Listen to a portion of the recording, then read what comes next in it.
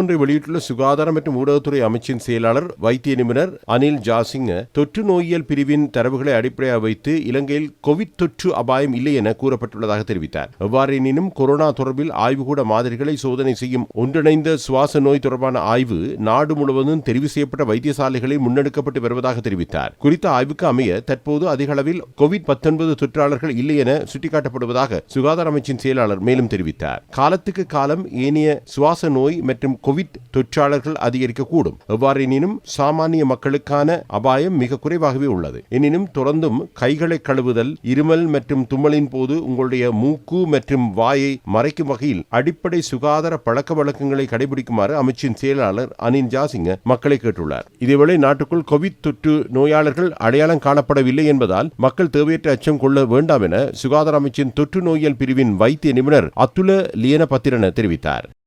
பசுகிய சதி கீபே துல கடந்த சில வாரங்களாக சில ஆசிய நாடுகளில் கோவிட் தொற்றாளர்களின் எண்ணிக்கை அதிகரித்துள்ளது. இந்த காலப்பகுதியில் காணப்படும் கோவிட் வைரஸின் உப புரள்வாக இதனை கூறுகின்றனர். இந்த புரள்வு மிக கடுமையான நோய் நிலைமைகளை ஏற்படுத்தக்கூடியதென்று எங்கும் கூறப்படவில்லை. இலங்கையிலும் நாம் 20 வைத்தியசாலைகளை ஒன்று சேர்த்து சுவாச நோய் தொடர்பிலான ஒன்றிணைந்த ஆய்வு நடவடிக்கை முன்னெடுக்கின்றோம். அந்த கட்டமைப்பினூடாக கிடைக்கும் தகவலுக்கு அமையவும் இலங்கையில் இதுவரை தொற்றாளர்களின் எண்ணிக்கை அதிகரிக்கப்படவில்லை என்று கூறப்படுகிறது. மக்கள் இதுகுறித்து அச்சம் கொள்ள தேவையில்லை. அதேபோன்று எதிர்காலத்தில் கோவிட் தொற்று அதிகரிக்கவும் வாய்ப்புள்ளது. நாம் சுகாதார அதிகாரிகள் என்ற வகையில் தொடர்ந்தும் அவதானத்துடன் உள்ளோம்.